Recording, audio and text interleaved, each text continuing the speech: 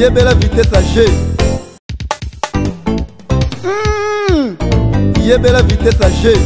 Mbote moi la mboka après septembre. Mbote. Oui, moi la mboka tout monde le awa webu ko assister de kono Franck Diongo à la Cour suprême de la justice.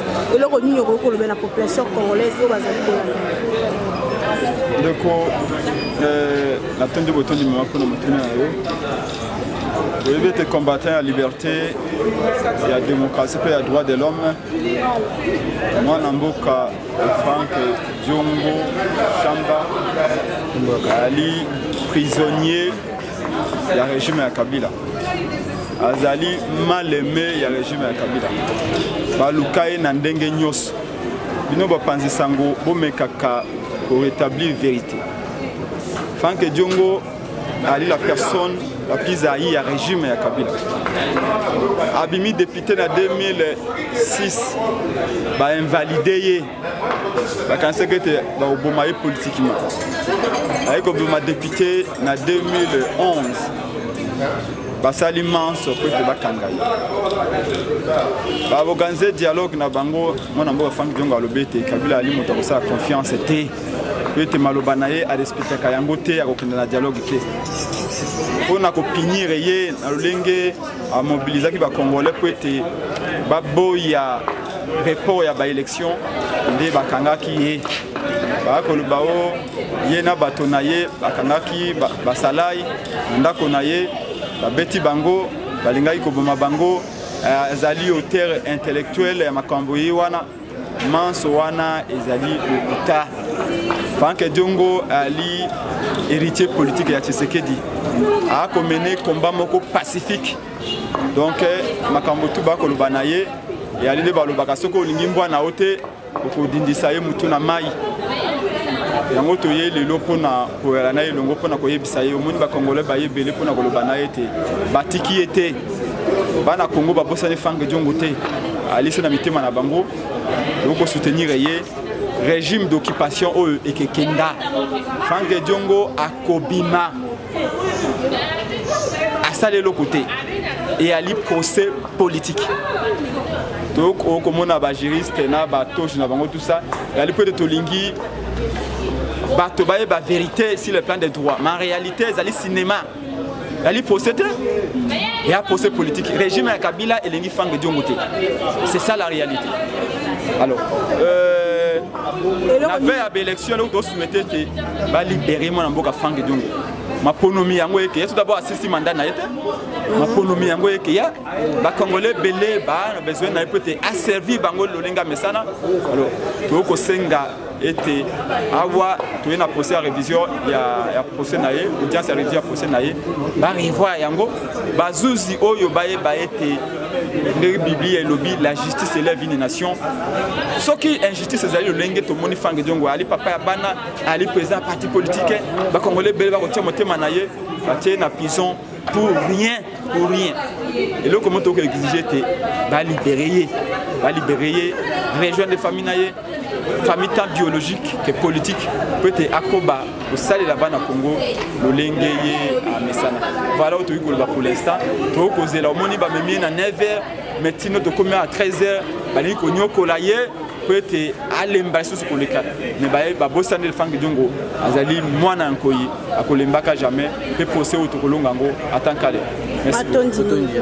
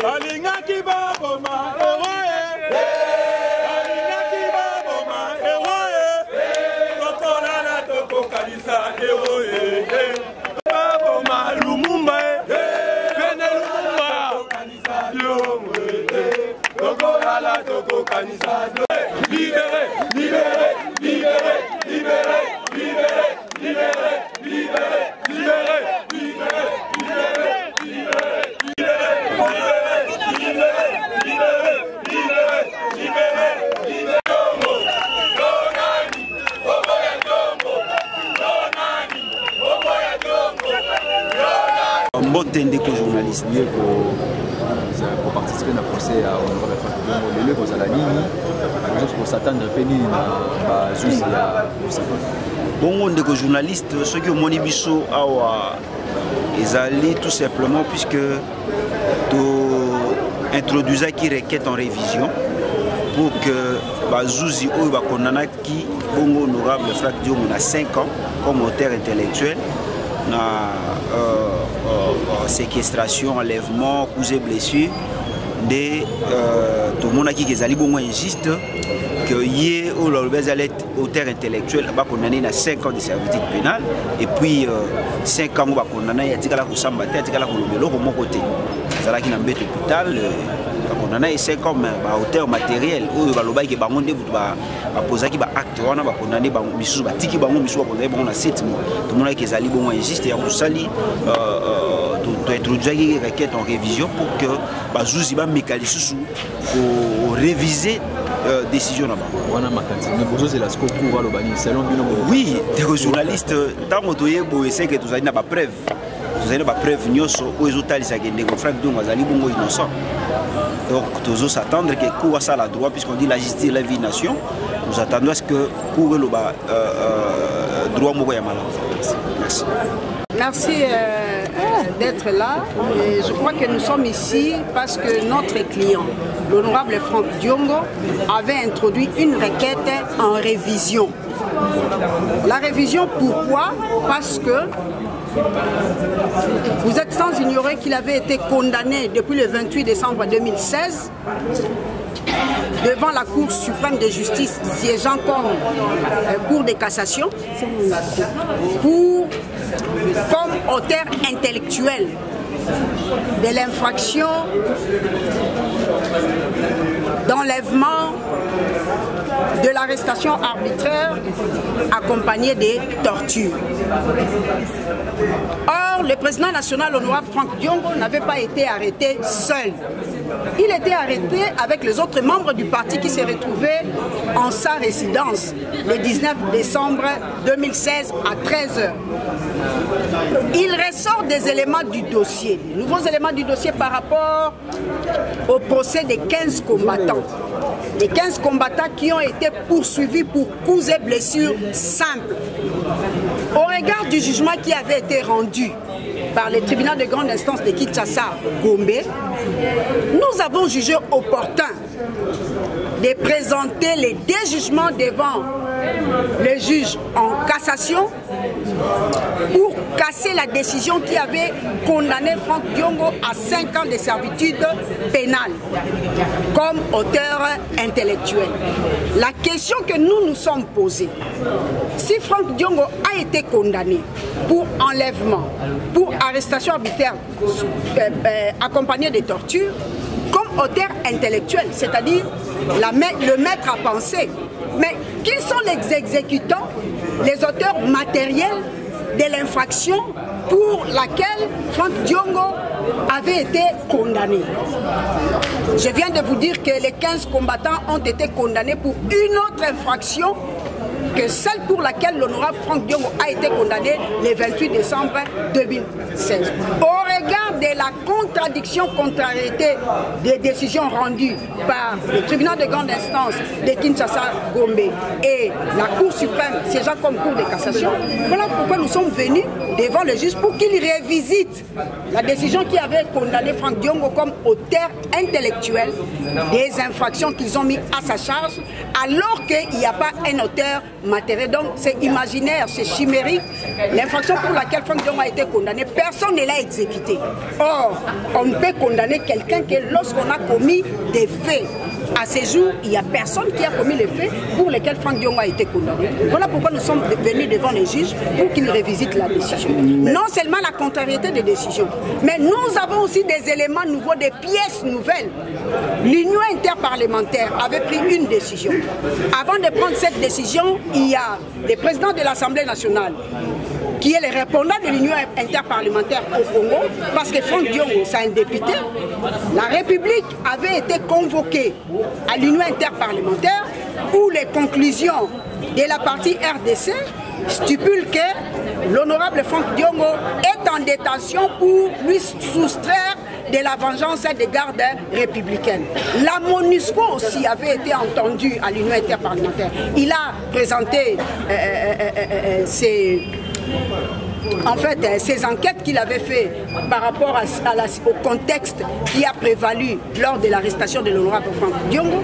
Et lorsque nous avons lu la décision de l'interparlementaire et les rapports de la MONUSCO, nous avons jugé opportun aussi de saisir les juges de cette cour pour qu'ils reviennent à la décision, pour qu'ils revisitent la décision qui avait condamné Franck Diongo comme auteur intellectuel des infractions qu'aucune personne n'a exécutées. Mbote maman. Maître Mimi, tout le monde pense que le lisusu suivra mais saisir mon amboka Franck Diongo likamoni nezoleka. Bon, lelo ndeko Franck Diongo nde aye pa ya bazuzi pona kotalisa bango ete condamnation oyo bapesaki ye ya le 28 décembre 2016 eza ya lokuta pona nini. Boyebi na bokebi ete le 28 décembre 2016 mwana mboka Franck Diongo bakondamaki ye awa lokola auteur intellectuel, c'est-à-dire muto akanisaki kasi moto asalaki te. Il y a arrestation arbitraire, il y a enlèvement suivi de torture. Et bongo bato yo bakangaki bango elongo na ndeko Franck Diongo na lopango na ye bandeko ya parti basambisamaki bongo na tribunal ya grande instance ya Kinshasa Gombe. Kuna bandeko musu bazaki akite ba mususu ba condamné bango. Lelo oyo jugement on a exécuté bandeko zomi na mitano wana ngeso tu babima libanda na ngongo tozo sulu. Et bongo bango kuna na grande instance ya Gombe ba condamné bango pona nini? Ba condamné bango pona cause blessure simple na enlèvement. Yango na toye pa ya bazuzi. Pambate mobeko yo oyo ko organiser cour de cassation et le bien était soki jugement est comme coulé en force des choses jugées et que moto wana ba élément ya sika yeye moto akoki koya devant bazuzi ya cassation bo ba revisiter donc batala lisusu jugement oyo est condamné yango na toye to memeli bango jugement na bango ya le 28 décembre pona koloba ete ndeko Franck Diongo azali auteur intellectuel bongo ba auteur matériel ba o ba sala ki penza makambo ngo oyo ba condamné la Franck Diongo eza banani bazali imaginaire pambate bawe bakangaki bango elongo na Franck Diongo na lopango na ye ba condamné bango pona etumbu mosusu ya cause blessure simple soki bango ba condamné bango lokola ba auteur matériel ya cause blessure simple boni ndeko Franck Diongo azala condamné comme auteur intellectuel ya etumbu mususu ya infraction mususu yango na nde toye pa ya ba zuze po ba ko tala yango moyen ya liboso moyen mi balé ali ete tangu union interparlementaire pambate to porta qui peut plainte na union interparlementaire pambate ndeko Franck Diongo aza député bongo na union interparlementaire ba bengi saki ndeko be minaku pambate ndeko be minaku ndaza répondant ya union interparlementaire na République démocratique du Congo lokola président ya assemblée nationale et bongo na biyano ya ndeko be minaku toye komona ete assemblée nationale elobi ete ndeko Franck Diongo azali ya kokangama po balongola ye na kanda ya bagarde républicaine nzoka nde ndeko Franck Diongo azali moto oyo bakondanaki ye na mbula mitano totali pe rapport ya MONUSCO po bate MONUSCO pe azalaki invité na union interparlementaire après sa rapport na ye MONUSCO aye ko révéler ete contexte oyo ezalaki ya le 19 décembre ndeko Franck Diongo boyebi na bokebi ete azalaki parmi bato balobaki ete le 19 décembre Kabila Abou Pia eza bitumba ya mibali na mibali et bongo MONUSCO alobi ete na rapport na ye oyo atini union interparlementaire Franck Diongo azali moko ya ba politicien oyo balobaki ete le 19 décembre na Kabila esengeli tosila talati na contexte wana nyonso tout ozwi yango na décision ya union interparlementaire oyo elobaki ete batika mwana mboka Franck Diongo pe l'état moyini aza kotika yete yango na tolobi toya liboso bazuzi pamba te boyebi na bokebi ete ezali kaka justice nde tombolaka ekolo esengeli te ke bazuzi ya cour de cassation baloba biso tovandaki na biso tokopesa jugement ndenge nini soki bato baye kotikela biso makambo na bango te po tokata yango na tomemeli bango makambo yango ya Franck Diongo yango toye na jugement ya Franck Diongo au regard ya deux moyens oyo na yebisi bino po bakoka kokota na kati bakoka kotala pamba te ntango bakangi Franck Diongo soko tali ba lettre ya transfert ya Franck Diongo na ba 15 combattants balobi baza mouvement insurrectionnel na demiap aucun na garde républicaine balobi ba 15 combattants ya MLP baza milice ya Franck Diongo et to kamwe zuze ndeko Franck Diongo atikala ko fungola ta monoko na ye pona ko samba te akomisi ye na arrestation arbitraire na enlèvement ba moyen nyonso wana nde ya wana to ye nango lelo et ba bazuzi ya cassation po ba kokako kata jugement wana e patika ndeko Franck Diongo akende libre pamba te bato basala infraction oyo bakangela ye bazali te batikala ko mona tala tina to ye liboso ya ba juge ya ici parle en français. L'audience qui a porté sur le procès en révision de l'honorable Franck Diongo, que vous savez tous, avait été condamné à son temps inconsidérément par la Cour suprême de justice pour avoir supposément commis les faits infractionnels d'arrestation arbitraire et détention illégale aggravée. Et il avait été condamné comme auteur intellectuel et par la suite, parallèlement, il y a eu un dossier qui a été instruit par le parquet des grands instants de Kinshasa-Gombe contre les personnes à qui il aurait donné des ordres pour commettre les forfaits pour lesquels il était poursuivi. Cette affaire était fixée devant le tribunal des grands instants de Kinshasa-Gombe le 3 juin 2017, soit quelques jours après l'évasion des pensionnaires de la maison d'arrêt de Makala. Il y a une décision qui a été prononcée par le tribunal de grande instance, par laquelle 8 personnes qui étaient qualifiées comme étant auteurs matériels étaient acquittées. Par contre, certaines personnes, par une motivation étonnante, étaient condamnées à 7 mois de prison. Cette décision est à ce jour devenue irrévocable et entièrement exécutée. C'est après un certain nombre, après cette décision, nous sommes résolus le droit légitime avec notre client de saisir la Cour suprême de justice, aujourd'hui la Cour de cassation, pour obtenir la révision de son procès. Et là, sur base des dispositions pertinentes de la loi organique numéro 13/010 du 19 février 2013. Pour la simple raison que il y a la contradiction entre la décision qui a condamné l'honorable Franck Diongo et la décision qui a condamné les prétendus auteurs matériels.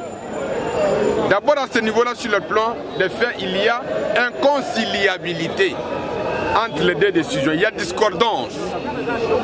Sur le plan également des faits, les prétendus auteurs matériels étaient condamnés pour l'infraction de coups et blessures volontaires. Par contre, Franck Diongo était condamné comme auteur intellectuel.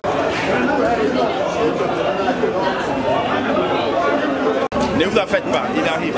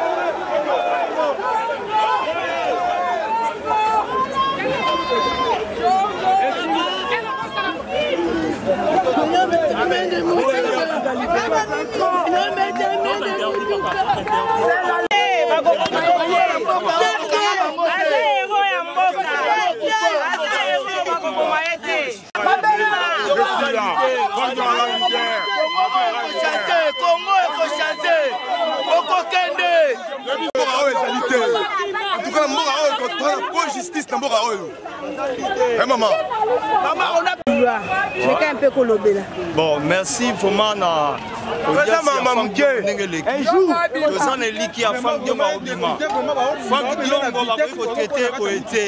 Franck Diongo aza honorable, quand même aza na ba humilité. Il faut moins respect, moins minimum de respect. Mboka oyo eza biso ba congolais aussi là. Toza na kondima aussi là. Ma eza pas si peu ma na mboka na biso muto asale loko te. Baye ko sambisa et puis bazong sango le 18 façon bazong mema député vraiment na mutuka po ba bimisa bazong se prison eza bongo te eza propre te. Le 18 na mois de juillet ah. Muto asambi bien. Pour le ministère public à répondre au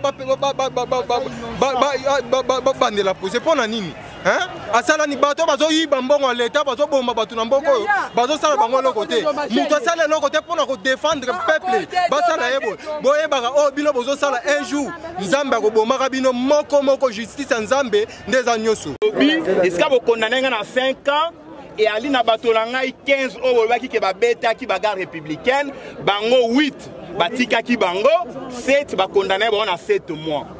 Yango bo mona ke un notaire intellectuel moto appelle ça qui ordre ba beta ba condamné na 5 ans. Non pas pour la bateau babeta qui kasi pour na bateau ba enlevaki. Donc vous avez Franck Diongo condamné à 5 ans mais bateau ba qui ba beti moteur matériel condamné à 7 mois. Et à li motif il y a révision, il y a contradiction à la décision. Ça c'est les droits. Il y a autre sengi na cour bati kama na mboka Franck Diongo azonga na kimia. Cour a boyi maloba na biso te andimi yango pe na noté azui makambo wana na délibéré a koti na bokutu po na bimise yano na miso ya bato magistrat à parquet a sengi dossier et kende na parquet po appeler sa avis écrit na yango tokoya lisusu le 18 juillet ya mois oyo po na kozwa yano ya parquet po bazuzi bandimi bakata likambo yango soit batiki mwana mboka Franck Diongo soit ba confirmer décision au Yawazuzi ya liboso. Merci beaucoup. Baki ezaki ya lokuta koto sambaki azuzu ya bwania balandelaki likambo wana malembe baye comprendre ke bakambo bafundi dossier bafundi mwana mboka na biso elongo eza ya lokuta yango omoni bayaki koakite biso bakite biso elikolo baye mpe o bakite ye koma bakogarde ye lelo tokomokende mbula mibale o likambo wana eza ya lokuta bakogarde ye pourquoi donc voilà na mokuse ndenge na journaliste nananga na bokebi procès wana eza procès ya lokuta o babengaka na lopoto procès de la honte ezali ya mabe procès ya lokuta donc mpona ko yebela vitesse à G yebela vitesse à G